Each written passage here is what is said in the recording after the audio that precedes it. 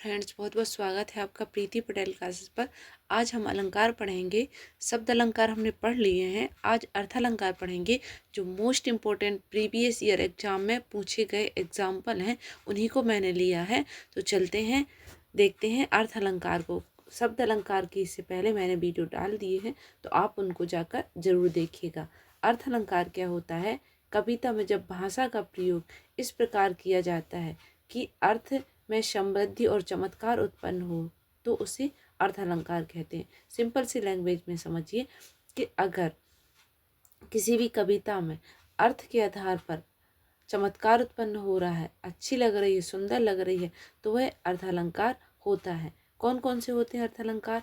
उपमा, रूपक, उत्प्रेक्षा, अतिशयोक्ता, अन्ययोक्ति, संदेह, भ्रांतिमान, दीपक, विभावना, अप्रस्तुत प्रशंसा, विरोधाभास। ये इंपॉर्टेंट अलंकार हैं जिनसे बार बार एग्जाम में क्वेश्चन आते हैं। मैं आपको वही एग्जाम्पल करवाऊंगी जो प्रीवियस ईयर एग्जाम में पूछे गए हैं। आपको अधिक से अधिक एग्जाम्पल करना है अलंकार के, क्योंकि कई बार कन्फ्यूजन हो जाता है, हमको समझ में नहीं आता कि कौन सा अलंकार है, भ्रमित हो जाते हैं हम। इसलिए हमको सबसे ज़्यादा से ज़्यादा अलंकार के एग्जाम्पल करने हैं। देखते हैं उपमा अलंकार क्या होता है। अत्यंत सदृश के कारण सर्वथा भिन्न होते हुए भी जहाँ एक ही वस्तु या प्राणी की तुलना दूसरी वस्तु या प्राणी से की जाए, मतलब समानता का भाव हो, दोनों के गुण समान हो, तो एक वस्तु या व्यक्ति की तुलना दूसरी वस्तु या प्राणी से की जाए, वहाँ उपमा अलंकार होता है। जैसे कि नीलम चंद्रमा जैसी सुंदर है। पंक्ति में नीलिमा और चंद्रमा दोनों ही सुंदर है, मतलब दोनों के गुण कैसे हैं कि नीलिमा जो लड़की है वह भी सुंदर है, चंद्रमा के गुण कैसे हैं कि वह भी सुंदर है, तो दोनों के गुण समान है होने के कारण सादृश्यता स्थापित की गई है, मतलब मिलता जुलतापन, सादृश्यता, समानता स्थापित की गई है। दो पक्षों की तुलना करते समय उपमा के निम्नलिखित 4 तत्वों को ध्यान में रखा जाता है। इन 4 तत्वों से भी कई बार क्वेश्चन आते हैं, तो आप इनको जरूर ध्यान से पढ़िएगा। कई बार आपसे पूछ लेगा कि उपमेय कौन सा है, एक पंक्ति देकर, फिर इस पंक्ति में उपमान कौन सा है। तो सारी चीज़ें डिटेल से आपको पढ़नी है। मैं एक एक चीज़ डिटेल से पढ़ाऊंगी, इसके बाद प्रीवियस ईयर क्वेश्चन सॉल्व करवाऊंगी, तो आप ज़रूर पहले इनको डिटेल से पढ़िए। उपमेय क्या होता है? जिसका उपमा दी जाए, अर्थात जिसका वर्णन हो रहा हो, उसे उपमेय कहते हैं या प्रस्तुत कहते हैं। चांद सा सुंदर मुख, इस उदाहरण में मुख उपमेय है। मुख क्या है? उपमेय है, क्योंकि जैसे कि नीलिमा सुंदर है, किसके जैसे? नीलिमा चंद्रमा जैसे सुंदर है, तो नीलिमा क्या है? उपमेय है, मतलब जिसकी हम तुलना कर रहे हैं, तो वह क्या है? जो प्रस्तुत है, जो हमारे सामने है, लेकिन चंद्रमा तो हमसे दूर है ना, तो उपमेय क्या है? नीलिमा है। यहाँ पर उपमेय क्या है? मुख है। उपमान क्या होता है? जैसे चंद्रमा क्या है? उपमान है, वह प्रसिद्ध वस्तु या प्राणी जिससे उपमेय की तुलना की जाए। तुलना किससे की जा रही? चंद्रमा से की जा रही है, तो चंद्रमा क्या है? उपमान है। इसे अप्रस्तुत भी कहते हैं। ऊपर के उदाहरण में चांद उपमान है। चलते हैं, और कौन सा साधारण धर्म होता है? उपमेय और उपमान का परस्पर समान गुण, विशेषता, व्यक्ति कराने वाला, मतलब जो समानता दर्शाता है कि भैया चंद्रमा भी सुंदर है, साथ ही नीलिमा भी सुंदर है, तो दोनों के गुण कैसे हैं? समान है। साधारण धर्म क्या होता है? उपमेय और उपमान का परस्पर समान गुण विशेषता व्यक्त करने वाला साधारण धर्म कहलाते हैं। इस धर्म को, जैसे सुंदर, सुंदर क्या है? दोनों का धर्म है कि दोनों ही सुंदर हैं। वाचक शब्द क्या होते हैं? वाचक शब्द जिन शब्दों की सहायता से उपमा अलंकार की पहचान होती है, जैसी सा, सी, तुल्य, सम, ज्यों, सरिस, के समान आदि शब्द वाचक शब्द कहलाते हैं। अधिकतर अगर पंक्तियाँ आई, कविता आई, तो उसमें आता है शब्द क्या? सा, सी, सम, तुल्य, और वाक्य आ गए तो वहाँ पर सरिस, सा, सी, सम, ये पंक्तियों में आते हैं। और जैसा, के समान, तुल्य, ये आते हैं एक वाक्य में आप इतना समझ लीजिए कि ये शब्द कहीं आपको दिख गए तो वहाँ पर कौन सा अलंकार होता है? उपमा अलंकार होता है। सा, सी, तुल्य, सम, जैसा, ज्यों, यहाँ पर उपमा अलंकार की ये पहचान है। आप ऐसे याद रखिए, सीसम, तुल्य, उपमा, मतलब इन एग्जाम्पल को उपमा के साथ जोड़कर याद कर लीजिए। पीपर पात सरिस मन डोला, सरिस मतलब के समान। तो एक एग्जाम्पल हर एक अलंकार के साथ आप याद रखिए और साथ ही उसके जो वाचक शब्द हैं, क्योंकि कई बार कंफ्यूजन उपमा में, रूपक में और उत्प्रेक्षा में होगा, क्योंकि तीनों में ही तुलना की जाती है समान धर्म वालों से। इस वजह से आप इनको याद कर लीजिए कि सा ऐसे याद रखिए, क्योंकि अधिकतर तो सा वाले शब्द हैं। तो सा अगर कहीं दिख जाए आपको तो वहाँ पर उपमा अलंकार होगा। चलते हैं। यदि चारों तत्वों उपस्थित हो तो पूर्ण उपमा होती है, परंतु कई बार इनमें से एक या दो लुप्त भी हो जाती हैं, तब उसे लुप्त उपमा उदाहरण कहते हैं। जैसे मखमल के झूले पड़े, हाथी सा टीला। अब देखिए यहाँ पर ये सा शब्द आ रहा है, मतलब यहाँ पर उपमा अलंकार है। उपर्युक्त काव्य पंक्तियों में टीला उपमेय है, मखमल के झूले पड़े, हाथी क्या है? उपमान है। सा वाचक शब्द है, किंतु इसमें साधारण धर्म नहीं है, वह छिपा हुआ है। कवि का आशय मखमल के झूले पड़े, विशाल हाथी सा टीला, यह विशाल जैसा कोई साधारण धर्म लुप्त है। अतएव इस प्रकार की उपमा को प्रयोग लुप्त उपमा अलंकार कहलाते हैं। प्रात नभ था बहुत नीला, शंख जैसा। अब यहाँ पर देखिए वाचक शब्द क्या आ गया? जैसा आ गया। उपर्युक्त काव्य पंक्तियों में प्रातःकालीन नभ उपमेय है, शंख उपमान है, नीला साधारण धर्म है और जैसा वाचक शब्द है। यह उपमा के चारों अंग को उपस्थित हैं, अतएव यहाँ पूर्ण उपमा अलंकार है। काम सा रूप प्रताप दिनेश सा, सौम सशील राम महीप का। राम जब सिंहासन पर बैठे हैं तो उनका रूप स्वरूप का वर्णन हो रहा है कि कामदेव स्वरूप है, प्रताप दिनेश सूरज के समान प्रताप है, सोम चंद्रमा के समान शीतलता है, ऐसा रूप है। महीप मतलब राजा राम का। तो यहाँ पर सा शब्द आ रहा है, तो यहाँ पर किसकी तुलना हो रही, मतलब कौन सा उपमा अलंकार है? उपयुक्त उदाहरण में राम उपमेय है, किंतु उपमान साधारण धर्म और वाचक तीनों हैं। काम रूप सा, दिनेश सा प्रताप, सोम सा शील। इस प्रकार जहाँ उपमेय एक और उपमान अनेक हों, यहाँ पर उपमेय एक है, मतलब राम एक ही है, लेकिन उपमान अनेक हैं। उपमान कई से उपमा दी जा रही है, चंद्रमा से भी, सूरज से भी, कामदेव से भी। तो यहाँ पर मालो उपमा होती है, मतलब एक तो वह इंसान है जिसकी अनेक चीज़ों से तुलना की जा रही है, तो वहाँ पर मालो उपमा होती है, वह पूर्ण उपमा है, क्योंकि यहाँ उपमा के चारों तत्व विद्यमान है। वह पूर्ण उपमा भी है, मालो उपमा भी है, क्योंकि एक साथ अनेक से भगवान राम की उपमा दी गई है, तुलना की गई है। चलते हैं। हरिपद कोमल कमल से, यहाँ पर से देखिए, हरि के पद कैसे हैं? कमल के जैसे हैं। से शब्द आ गया। आप से को याद रखिए, से उपमा से कनेक्ट करके रखिए कि से अगर कहीं आ गया मतलब सा आ गया, से आ गया, तो यहाँ पर उपमा अलंकार होता है। चलते हैं।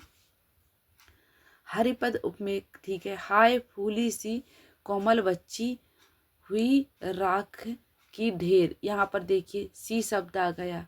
आपको पता है फूल क्या है? उपमेय है। उपमान कौन है? उपमान बच्ची है। कोमल क्या है? दोनों का साधारण धर्म है।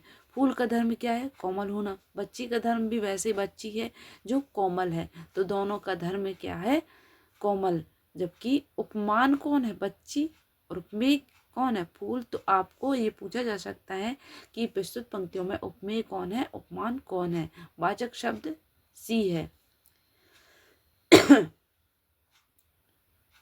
यह देखिए अरविंद सी शिशुवृंद कैसे सो रहे, नदियां जिनकी यस धारा सी बहती हैं, अब भी निसी बासर पीपर पात। अब यहाँ पर देखिए सी शब्द आ गया, पीपर पात सरिस मन डोला, सरिस शब्द आ गया। बहुत सारे एग्जाम्पल हैं। रवि मुख बाल रवि सम लाल होकर, ज्वाला सा बोधित हुआ, सा शब्द आ गया।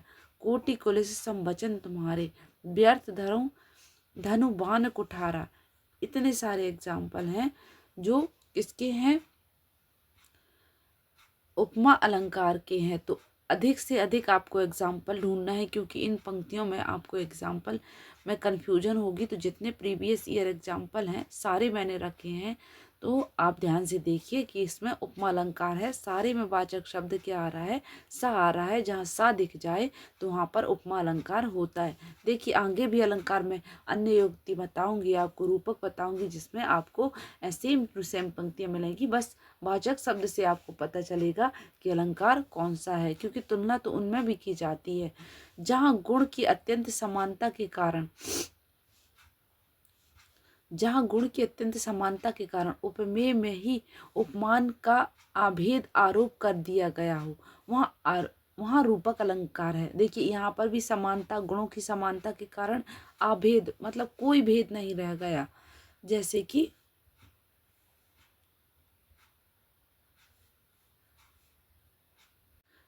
कि चरण कमल बंधहु हरियाई। तो चरण और कमल में कोई अंतर नहीं है, चरण कमल के जैसे नहीं है, चरण कमल ही है या कमल चरण ही है, इतनी समानता है दोनों में। यहाँ पर उदाहरण के थ्रू देखिए, उदित उदयगिरी मंच पर रघुवर बाल पतंग, बिकसी संत सरोज सब हर्षे लोचन भ्रंग। यहाँ पर संत और सरोज में कोई अंतर नहीं है, अभेद बिना भेद के आरोप है। यहाँ पर देखिए सीसा शब्द नहीं है, तो ना तो इसमें भी हो रही है, लेकिन यहाँ पर वाचक शब्द नहीं है। आप इतना याद रखिए कि रूपक अलंकार में ये समता सूचक चिन्ह अगर आपको कहीं पर दिख जाए तो वहाँ पर रूपक अलंकार होता है। प्रस्तुत दोहे में उदयगिरी पर मंच का, रघुवर पर बाल पतंग का, संतों पर सरोज का, लोचन पर भ्रंगों का मतलब भौरों का अभेद आरोप होने के कारण रूपक अलंकार है। किताबी भाषा में नहीं, आप समझिए कि कोई भेद नहीं है, इतनी समानता है दोनों के गुणों में, है तो दोनों पर तुलना, लेकिन अभेद। जैसे कि मुख चंद्र सा है, सुंदर है, मुख चंद्रमा के जैसा सुंदर है, तो यहाँ पर ये हुआ कौन सा अलंकार, उपमा अलंकार। लेकिन मुख चंद्रमा है मतलब चंद्रमा और मुख में कोई भेद ही नहीं है, तो यहाँ पर ये हो गया रूपक अलंकार। सबसे यहाँ पर ध्यान रखिए समता सूचक चिन्ह यहाँ पर आ जाए। जैसे कि मैया मैं तो चंद्र खिलौना ले हूँ, भगवान कृष्ण क्या कह रहे हैं कि मुझे चंद्र खिलौना चाहिए, चंद्रमा के जैसा खिलौना नहीं चाहिए, चंद्रमा ही चाहिए खिलौना के रूप में। तो अभेद आरोप, यहाँ पर कोई भेद नहीं है, इस वजह से यहाँ पर कौन सा अलंकार होगा, रूपक अलंकार होगा। यहाँ पर देखिए विषय वारी मन मीन भिन्न नहीं, होत कबहु पल एक। यहाँ पर ये समतावाचक चिन्ह आ गया, यहाँ पर रूपक अलंकार है। इस काव्य पंक्तियों में विषय पर वारी का, मन पर मीन का और मछली का भेद आरोप होने पर यहाँ पर रूपक अलंकार है। मन को सागर से आरोपित कर दिया है बिना भेद के, मन सा लहरी बूढ़े बहे अनेक। यहाँ पर ये समता सूचक चिन्ह है, तो यहाँ पर रूपक अलंकार है।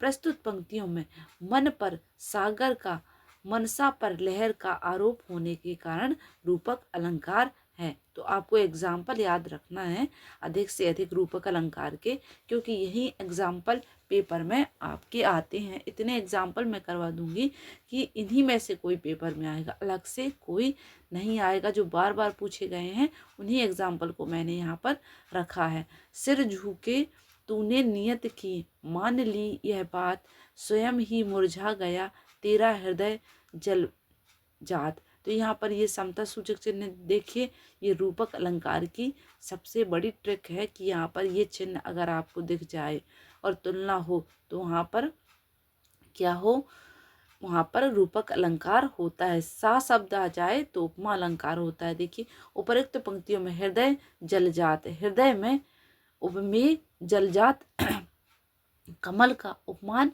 अभेद आरोप किया गया है। चलते हैं।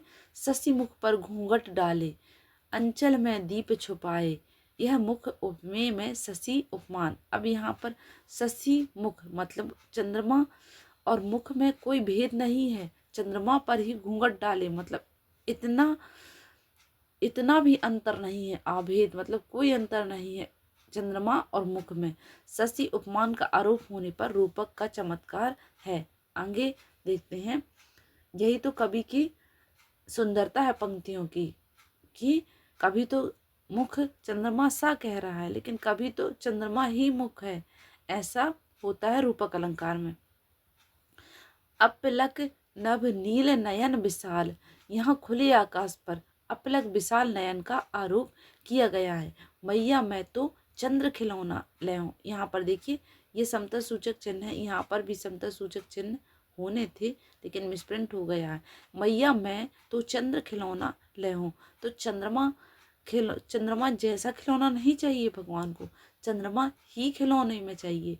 इस वजह से यहाँ पर रूपक अलंकार है। चंद्रमा के जैसा अगर होता मैया मैं तो चंद्र सा खिलौना ले हूँ, तो यहाँ पर हो जाता उपमा अलंकार। लेकिन चंद्र खिलौना, चंद्रमा और खिलौना में कोई भेद नहीं है, मुझे चंद्रमा ही चाहिए, तो यहाँ पर रूपक अलंकार है। नेक्स्ट देखते हैं।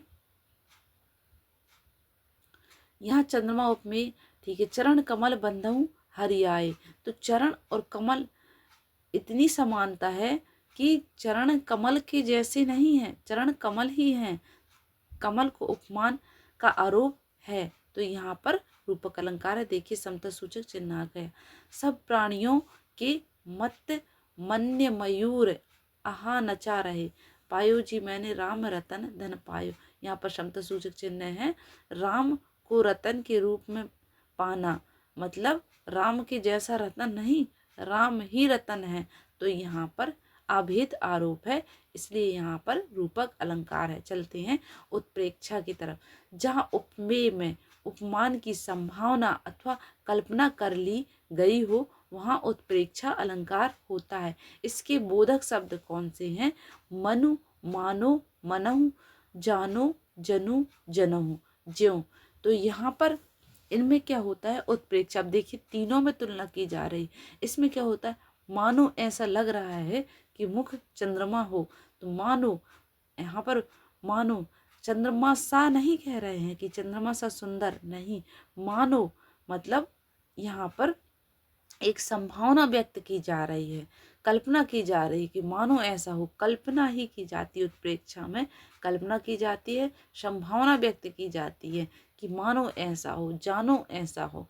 इससे पहले हमने क्या पढ़ा? उपमा पढ़ा, जिसमें सा शब्द, वाचक शब्द क्या था? सा। आपको याद रखना है उपमा सा, उपमा में सा जोड़ के उपमा सा, ऐसा पूरा उपमा का नाम ही रख लीजिए कि सा शब्द कहीं वाचक दिख जाए आपको, तो वहाँ पर उपमा अलंकार होता है। मतलब सा के ही सर से सह सम सी, ये सा के ही वर्ण, सा वर्ण के ही शब्द बन रहे हैं, वाचक शब्द यहाँ पर बन रहे हैं। मानो मतलब मनु और जनु को याद रखिए, मन, मनु और जनु को, तो मनु और जनु से मनो, मानो, मनहु, मनहु, जानो, जनहु, तो इन वाचक शब्दों को आपको याद रखना है। मन और जन को याद रखिए, तो मन से ये पूरे मानो, मनहु, मनहु, मनु पूरे आ जाएंगे। जन से जानो, जनहु, ज्यों, ये पूरे आ जाएंगे। मतलब मन जन उत्प्रेक्षा सा उपमा, मन जन उत्प्रेक्षा सा उपमा, मतलब ये वाचक शब्द कहीं दिख जाए तो उत्प्रेक्षा अलंकार होगा। चलते हैं, देखते हैं एग्जाम्पल। मानो माई घन घन अंतर दामनी, घन दामनी दामनी घन अंतर, शोभत हरि ब्रज भामनी।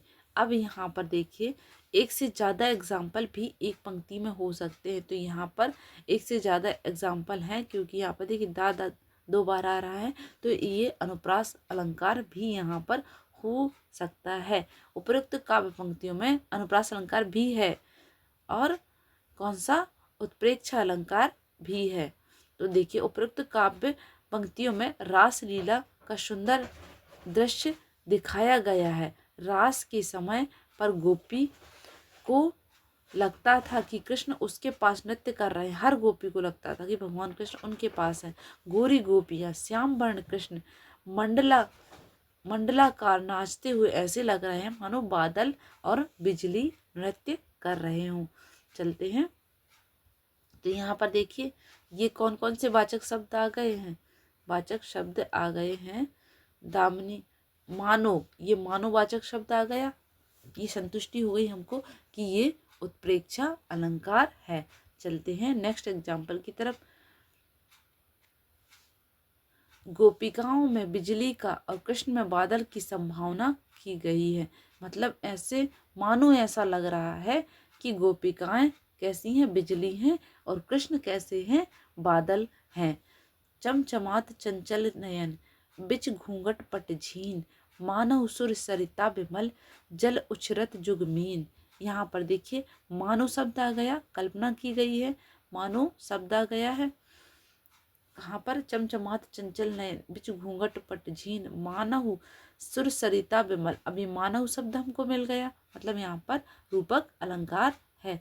यहाँ झीने घूंघट में सुर सरिता के निर्मल जल की ओर चंचल नयन, दो उछलती हुई मछलियों की अपूर्व संभावना की गई है। उत्प्रेक्षा की यह सुंदर उदाहरण है। मतलब मानो ऐसा लग रहा है, कल्पना की जा रही है। तो कल्पना काय में होती है, उत्प्रेक्षा अलंकार में होती है। आपको याद रखना, उत्प्रेक्षा के साथ मनु को जोड़ के रखें। उत्प्रेक्षा मनु जनु, तो आपको याद रहेगा कि इसमें मनु जनु से संबंधित वाचक शब्द आते हैं। सोहत ओढ़े पीत पट श्याम सलोने गात मानव नीलमणि शैल पर आतप पर्यो प्रभात। यहाँ पर मानव शब्द आ गया, वाचक शब्द। यहाँ पर देखिए आपको अर्थ इसलिए समझा रही हूँ क्योंकि ये पंक्तियाँ अगर आपको याद हो गई, अर्थ से आपको जल्दी चीज़ें याद होती हैं। हर एक जो एग्जाम्पल है, जो कविता है, उसका अर्थ, पंक्तियों का अर्थ जरूर आपको याद थोड़े बहुत पता तो होना चाहिए, तभी तो आप अंदाज़ा लगा पाएंगे कि अलंकार कौन सा है। कुछ चीज़ें भूल भी गए तो। उपरोक्त काव्य पंक्तियों में श्री कृष्ण की सुंदर श्याम शरीर में नीलमणि पर्वत, मतलब श्री कृष्ण का शरीर कैसा है, नीलमणि पर्वत के जैसा लग रहा है, और उनके शरीर पर शोभायमान पीताम्बर में प्रभात की धूप का मनोरम संभावना अथवा कल्पना की गई है।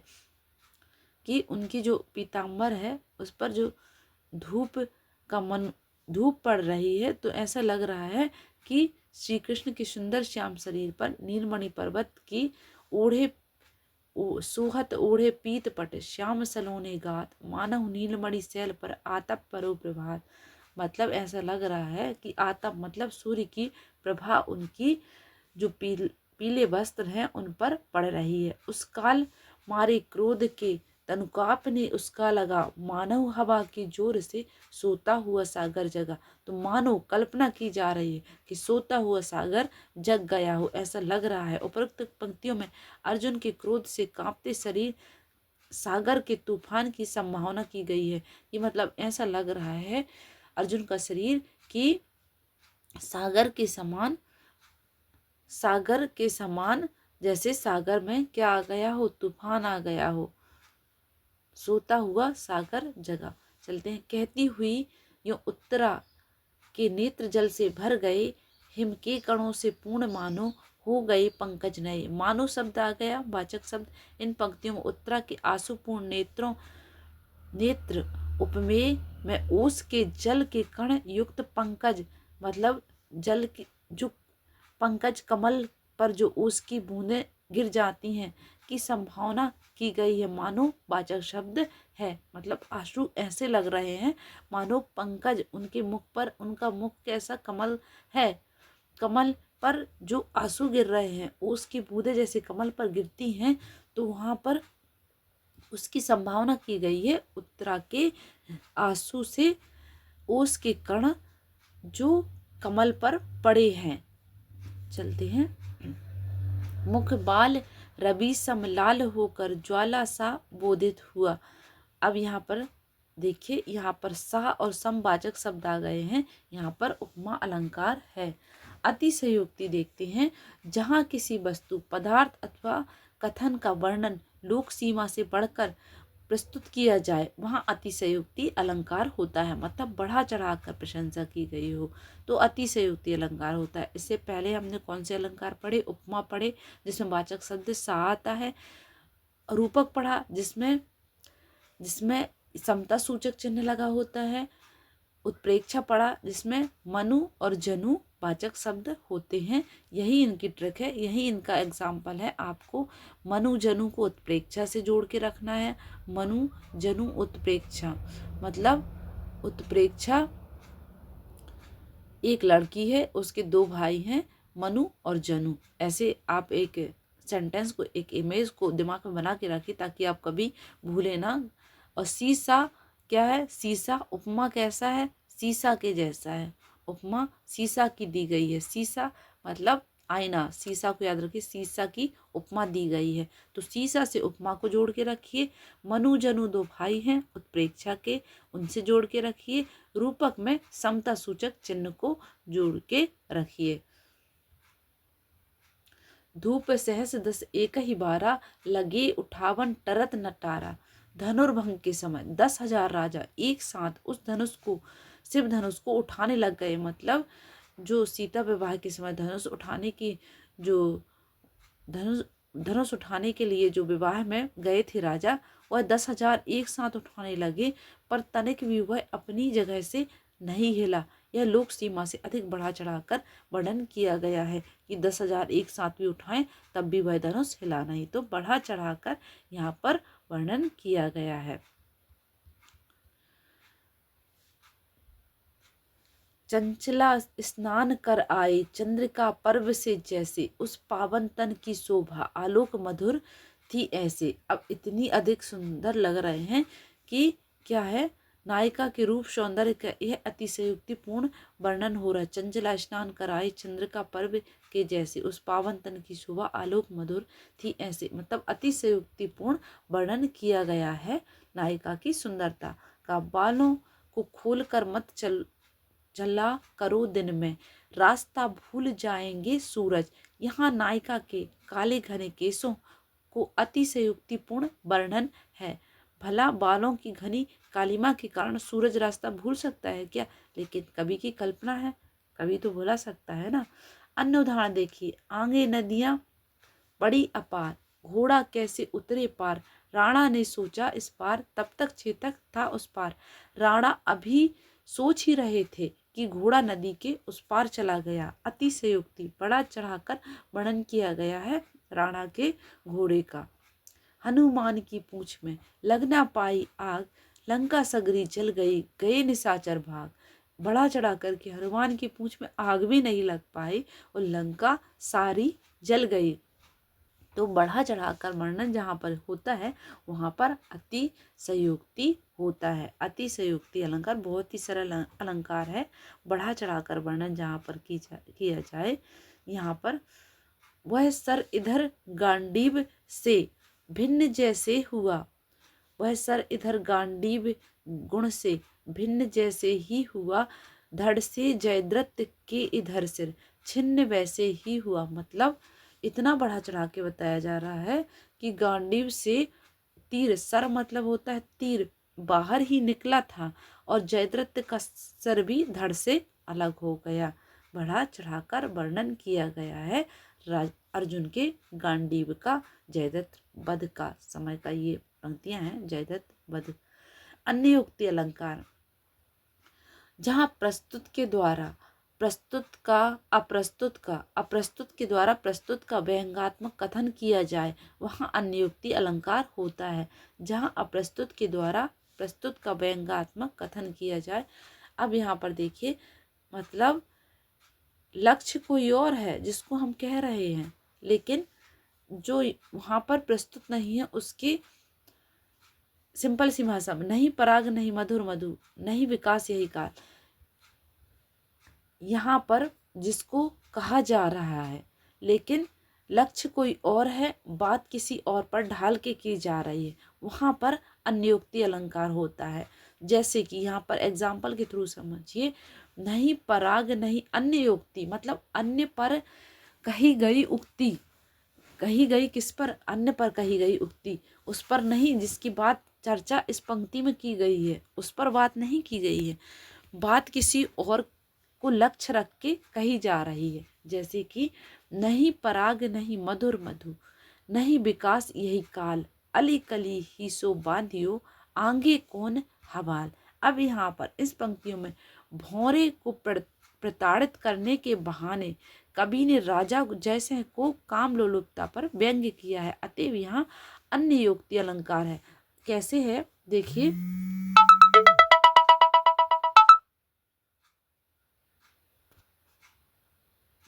यहाँ पर नहीं पराग नहीं मधुर मधुर, कैसा, क्योंकि यहाँ पर राजा जैसे की जब शादी हुई थी तो उनकी वो अपने राजकाज को छोड़कर अपनी नई नवेली दुल्हन के प्रेम में ही खो गए थे।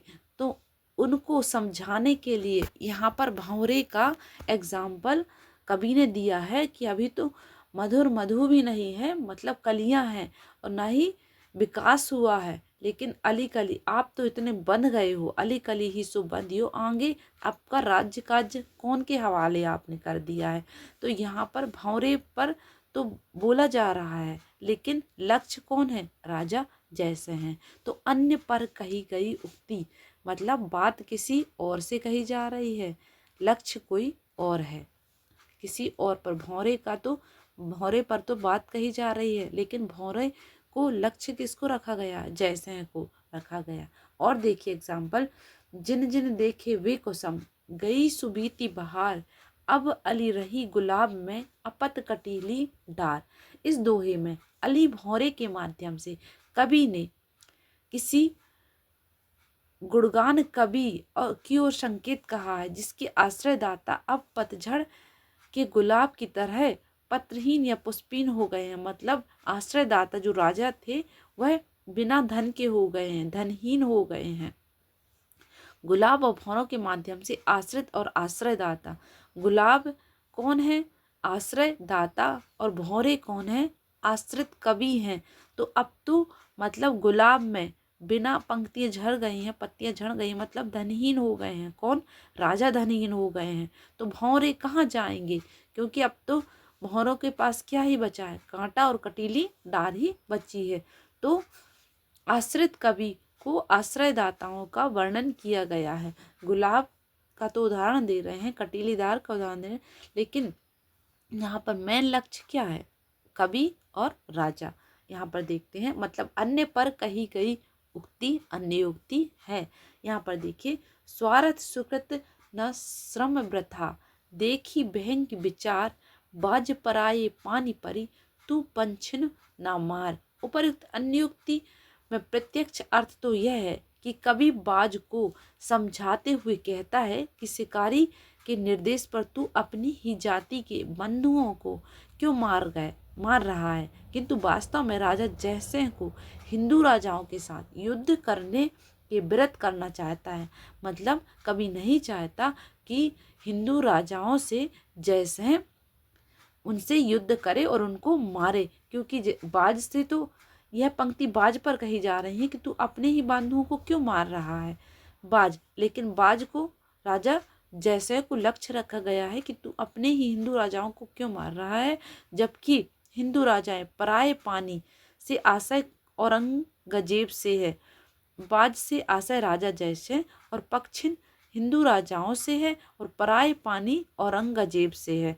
पक्षी कौन है, मतलब भाई बंधु तेरे हिंदू राजा हैं, और उस समय हिंदू राजा आपस में लड़ रहे थे, जबकि औरंगजेब वहां पर आकर अपनी जड़ें फैला रहा था, अपने चारों तरफ अपना शासन साम्राज्य स्थापित कर रहा था।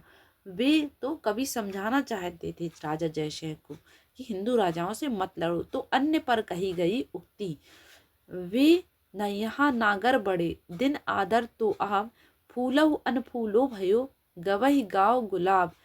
इस सुंदर अन्योक्ति में बड़ा पैना व्यंग है।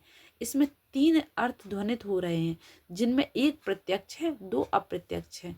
मुख्य कवि गुलाब प्रतिभाशाली कलाकार अथवा रूप संपन्न सुंदरी को क्या कह रहा है कि इस गंवारों के गांव में, मतलब जो गुणवान व्यक्ति हैं,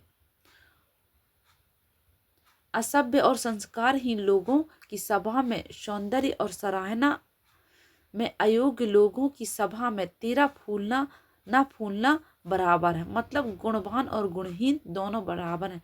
जब किसी को पता ही नहीं कि कांच का और हीरा का मूल्य क्या है, तो गुणहीन और गुणवान दोनों ही बराबर हैं वहां पर। जब मूल्य ही नहीं पता, तो इसको लक्ष्य रख के कवि ने इन पंक्तियों को कहा है। नेक्स्ट देखते हैं संदेह। जहां पर किसी वस्तु को देखकर संशय बना रहे, निश्चय ना हो, वहां संदेह अलंकार होता है। संदेह अलंकार क्या होता है?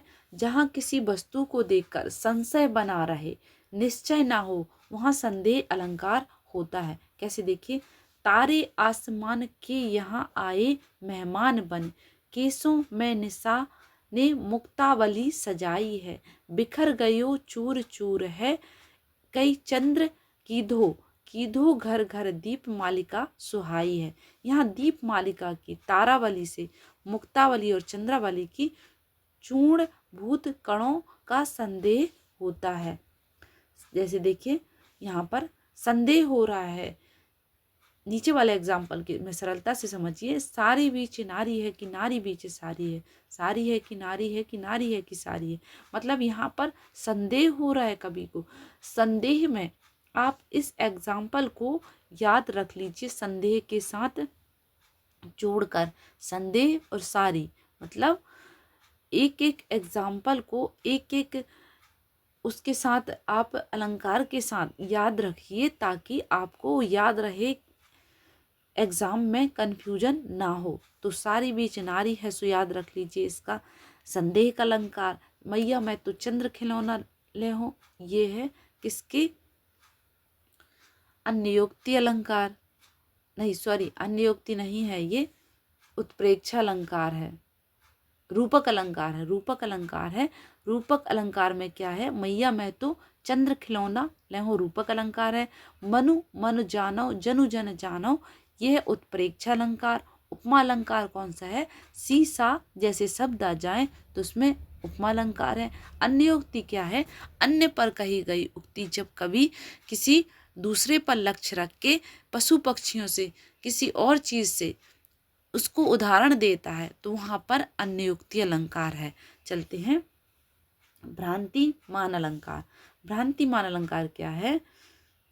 जब भ्रमवश किसी एक चीज को देखकर उसके समान किसी अन्य वस्तु का भ्रम हो जाए, तब भ्रांतिमान अलंकार है। दोनों में अंतर है। यहाँ पर तो क्या हो रहे हैं? सारी बीच नारी है कि नारी बीच सारी। यहाँ पर कवि क्या कर रहे हैं? यहाँ पर कवि को संदेह हो रहा है।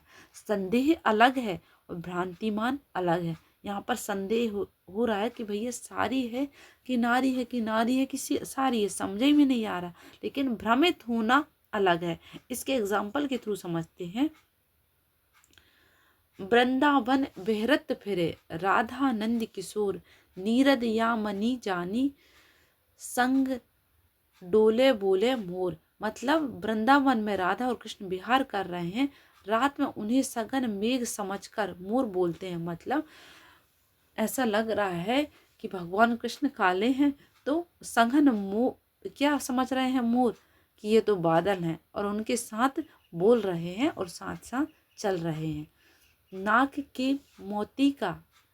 नाक का मोती अधर की कांति से, बीज दाड़िम का समझकर, भ्रांति से देख कर सहसा हुआ सुख मौन, ए सोचता है अन्य सुख यह कौन है। अब कवि की कल्पनाएं देखिए।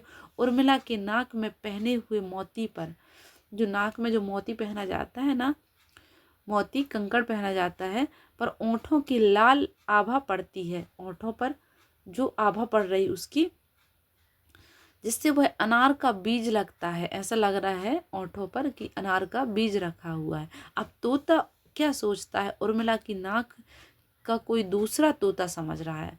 मतलब उर्मिला की नाक ऐसी लग रही है तोते के समान, तो तोता उसको कोई अन्य तोता समझ रहा है। इस कारण, प्रेम के कारण, इस भ्रम के कारण यहाँ भ्रांतिमान अलंकार है। मतलब तोते को भ्रम हो रहा है कि दूसरा कोई तोता बैठा है क्या उर्मिला की नाक पर।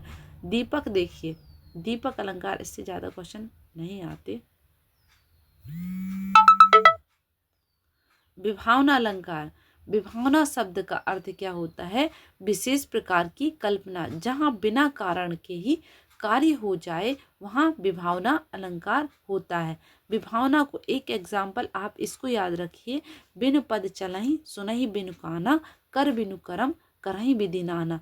मतलब बिना पैरों के चलते हैं, बिना कानों के सुनते हैं, और बिना कुछ ना किए हुए भी सब कुछ कर जाते हैं। कौन? भगवान की बात की गई है। तो इस एग्जाम्पल को बिनु से विभावना याद रखिए कि बिना कुछ के भी सारा काम हो रहा है विभावना अलंकार में। आनंद रहित सकल रस भोगी, बिनु बाणी बक्ता बड़ भोगी। आनंद रहित सकल रस भोगी, सारे रस को भोग रहे हैं। बिनु बाणी के, बाणी बिना बाणी के ही बड़े जोगी हैं। वक्ता बहुत बड़े वक्ता हैं। यहाँ पर पैरों के बिना चलना, कान के बिना सुनना, बिना हाथ के कार्य करना इत्यादि कार्य बिना कारण के संपादित हो रहा है। इस वजह से यहाँ पर विभावना, विभावना को याद रखिए, बिना भावना के, बिना कोई कारण के कार्य हो जाए। और एग्जाम्पल ये याद रखिए, बिनु पद चलहि सुनहि बिनु कारण। हर एक एग्जाम्पल आपको एक एक अलंकार में याद रखना है। अब देखिए, दुख इस मानव आत्मा का रे नित्य का मधुमय भोजन, दुख के तम को खा खा कर भरती प्रकाश से वह मना। ये सुमित्रानंद पंत का एक पंक्तियां हैं, चलते हैं। इस पद में तम खा खा कर प्रकाश से भरने का वर्णन किया गया है। विरुद्ध के कारण कार्य संपादन हो रहा है। बहुत ही कठिन एग्जाम्पल है ये, ऐसे एग्जाम्पल नहीं आते पेपर में। अप्रस्तुत प्रशंसा क्या है? दुख इस मानव आत्मा रे नित्य मधुमय भोजन, दुख को के तम को खा खा कर भरती प्रकाश से वह मन। विभावना मतलब बिना कोई भावना के, बिना कोई कारण के इसमें कार्य हो रहा है।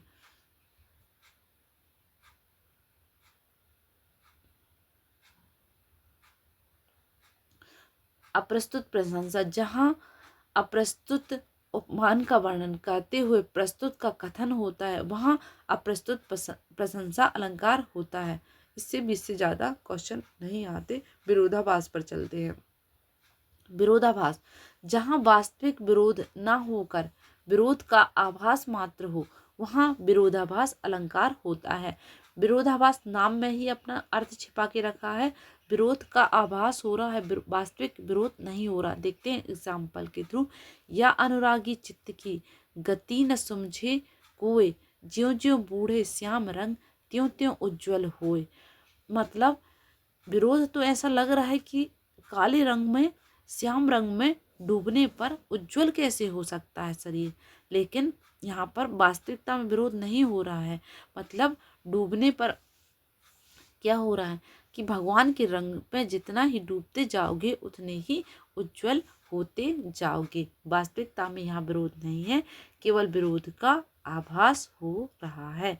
चलते हैं, यहाँ पर ये सारे हमारे अलंकार पढ़ लिए हैं हमने। अब हम चलते हैं क्वेश्चन की तरफ। तो नेक्स्ट वीडियो में इसके क्वेश्चन मैं करवाऊंगी।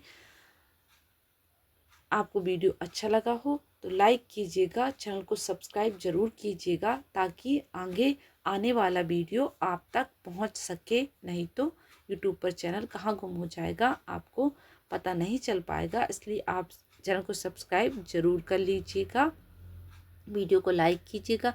हिंदी लिटरेचर के सारे प्रीवियस ईयर क्वेश्चन मैंने सॉल्व करवाए हैं, साथ ही साथ उनको ट्रिक भी बताई है। जो रचनाएं हैं, इम्पोर्टेंट रचनाएं हैं, जो रचनाकार हैं उनके साथ ट्रिक भी बताई है। तो हिंदी लिटरेचर की अगर आप तैयारी कर रहे हैं तो हिंदी लिटरेचर के प्रीवियस ईयर क्वेश्चन ज़रूर सॉल्व कीजिए। इसी चैनल पर सारे वीडियो डले हुए हैं। अगर हिंदी ग्रामर आप पढ़ रहे हैं तो सारे प्रीवियस ईयर एग्ज़ाम के क्वेश्चन मैंने इसी चैनल पर डाले हैं। प्लेलिस्ट भी अलग बना के रखी है, तो हिंदी ग्रामर भी प्रीवियस ईयर क्वेश्चन आप सॉल्व कर सकते हैं। प्रीवियस ईयर क्वेश्चन आपको सॉल्व करना बहुत ज़रूरी है, क्योंकि आपको ये पता चल जाता है कि एग्ज़ाम में इम्पोर्टेंट चीज़ें क्या हैं, क्या आपको पढ़ना है, क्या आपको नहीं पढ़ना है। इसलिए प्रीवियस ईयर क्वेश्चन आप ज़रूर लगाइएगा। Thank you for watching.